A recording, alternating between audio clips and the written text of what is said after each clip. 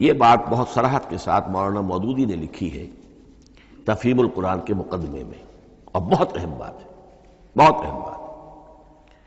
اور وہ یہ ہے کہ قرآن مجید ایک ایسی کتاب نہیں ہے جسے کوئی محقق اور ریسرچ اسکالر اپنی لائبریری میں بیٹھ کر اور ریفرنس بک سامنے رکھ کر ادھر سے ادھر اور سمجھ لے۔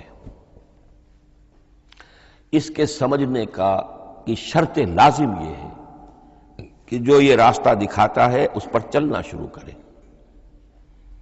ایک ایک قدم کے بعد قرآنی حقائق مزید منکشف ہوں گے، اور مزید منکشف ہوں گے، اور مزید منکشف ہوں گے۔ جب تک قرآن مجید کے بتائے ہوئے راستے پر آدمی چلے گا نہیں، قرآن کی اصل حقیقت اس پر کبھی منکشف نہیں ہوگی۔